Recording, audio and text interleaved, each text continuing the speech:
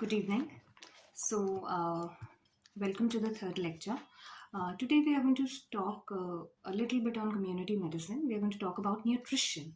Okay, now this is a very important part, and many questions are asked from this. Earlier, the questions used to be very less, but now they're asking questions on it. Okay, first of all, we need to understand what is the proximate principle of diet. Proximate principle of diet से मतलब है those nutrients which make up the majority of our balanced diet. ठीक है, वो जो एक majority part हमारे diet का बनाते हैं उसे हम प्रॉक्सिमेट प्रिंसिपल ऑफ डाइट बोलते हैं. प्रॉक्सिमेट प्रिंसिपल ऑफ डाइट हमारे क्या है? They are the macronutrients. What are these macronutrients? हम जो अपने न्यूट्रिएंट्स हैं उनको दो पार्ट्स में डिवाइड करते हैं. पहला macronutrients and the other one is micronutrients. Okay, so let's talk about the macronutrients first. Now macronutrients में हमारे पास आता है proteins, carbohydrates and fats.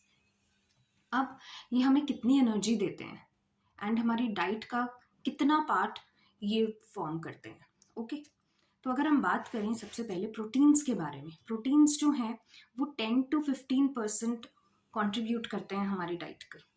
Okay, और वो हमें प्रोवाइड करते हैं 4 kilo calories per gram of energy.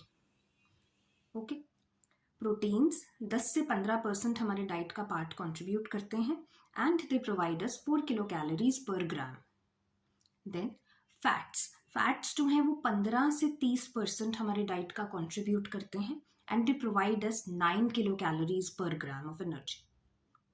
And thirdly carbohydrates जो हैं they make a bulk of our diet which is 50 to 70% of our diet is contributed by the carbohydrates and they provide us 4 kilocalories per gram, just like proteins. Now, what is a balanced diet? हम बात करते हैं balanced diet के बारे में, पर balanced diet होती क्या है? एक डाइट जिसमें 10 to 15% is contributed by proteins and these proteins provide us 4 kilocalories per gram of energy. Okay. Fats contribute 15 to 30% of diet and they provide 9 kilocalories per gram. And carbohydrates, they contribute 50 to 70% of our diet and provide 4 kilocalories per gram. एक diet जिसमें proteins 10 से 15% का part है, fats 15 से 30% part है और carbohydrates 50 से 70% part है उस डाइट का, वो डाइट को बैलेंस डाइट कहा जाता है. Okay. Now these were the macronutrients. Then we're going to talk about micronutrients. What do we have in micronutrients? We have vitamins and minerals. Now vitamins के बारे में हम अलग से पढ़ेंगे. यहाँ पर हम बात करते हैं minerals के बारे में. There are major minerals and there are trace elements. Major minerals में आपके आते हैं sodium, potassium, calcium, magnesium. And in trace elements में हमारे 3 important elements आते हैं. You can remember that by IIZ, that is iron, iodine and zinc. Trace elements उन्हें कहा गया है, ये बहुत थोड़ी क्वांटिटी में रिक्वायर्ड होते हैं लेकिन ये बहुत इंपॉर्टेंट होते हैं. They are very important. Okay, so this was about macro and the micronutrients. Now अब हम macronutrients के बारे में जब बात करते हैं तो पहली बात हम करते हैं प्रोटीन्स के बारे में. प्रोटीन्स जो होते हैं हमारे, they are made up of amino acids.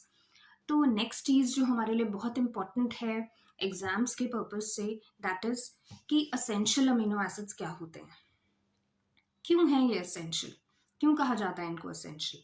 इनको असेंशियल इसलिए कहा जाता है क्योंकि ये हमारी बॉडी में सिंथेसाइज नहीं हो सकते, ये हमारी बॉडी में सिंथेसाइज नहीं हो सकते इन द रिक्वायर्ड अमाउंट, इसलिए ज़रूरी है कि हम उन्हें बाहर से लें.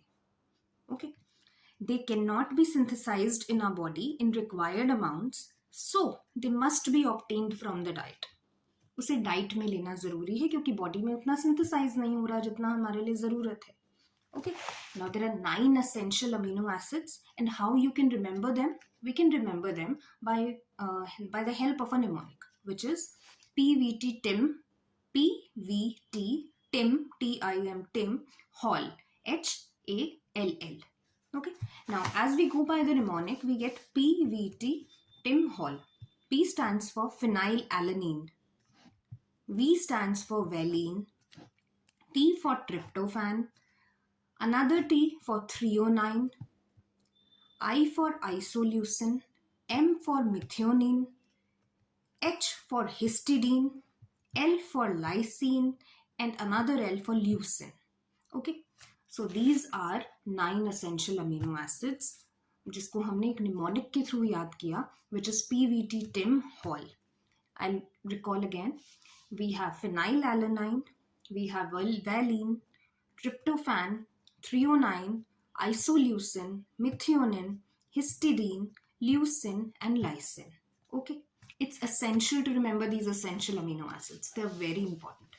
आपको question दे दिया जाएगा. There will be names of a few amino acids, and you'll have to mark which one is essential and which one is not essential.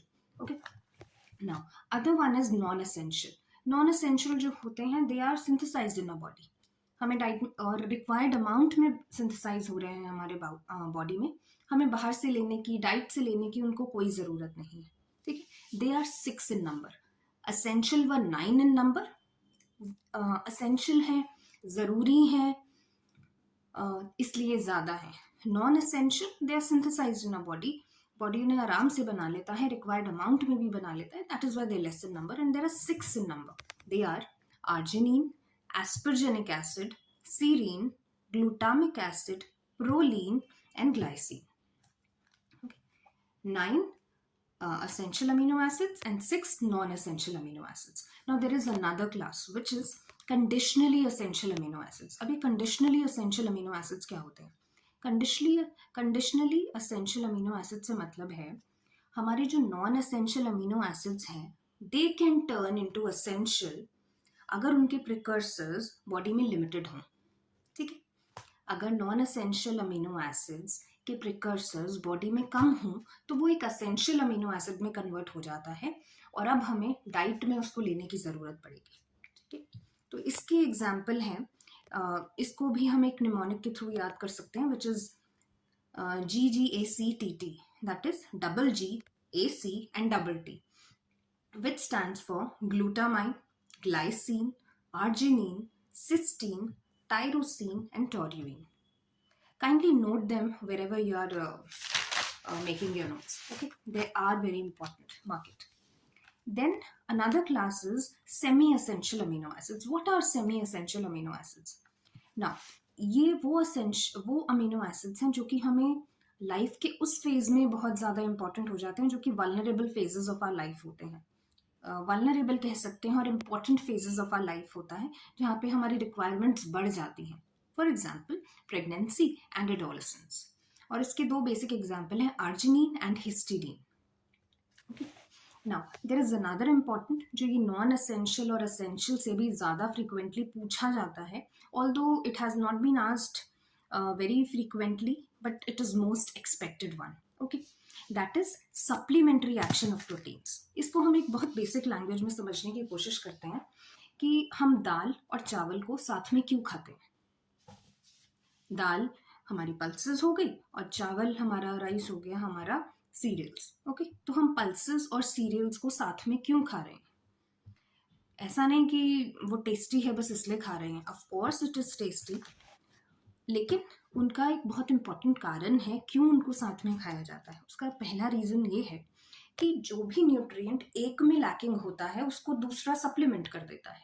इसे ही कहते हैं सप्लीमेंट्री एक्शन ऑफ प्रोटीन्स. ठीक है. जो एक में मैक्रोन्यूट्रिएंट्स या माइक्रोन्यूट्रिएंट जो भी उसमें मिसिंग है वो दूसरा सप्लीमेंट कर देता है क्योंकि हम दोनों को साथ में खा रहे हैं. फॉर एग्जाम्पल अगर हम सीरियल्स की बात करें तो वो सीरियल्स में हमारे व्हीट एंड राइस आते हैं.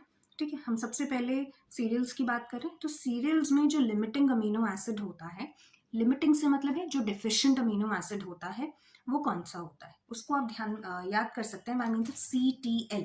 सीरियल्स के लिए CTL. CTL स्टैंड्स फॉर कि सीरियल्स में मिसिंग है T और L, which is threonine and lysine.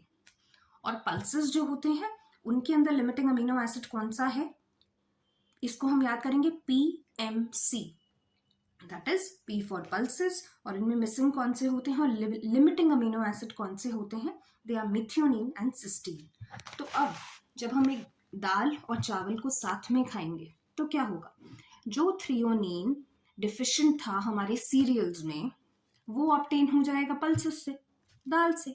और वो अमीनो एसिड जो कि पल्सेस में डिफिशिएंट था, पल्सेस में कौन सा डिफिशिएंट था, मिथियोनिन, तो वो हमें ऑब्टेन हो जाएगा सीरियल से जब हम दाल और राइस को एक साथ खाएंगे।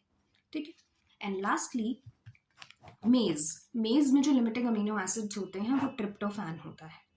Okay, I hope you enjoy the lecture. Kindly make notes of the lecture and revise it again and again.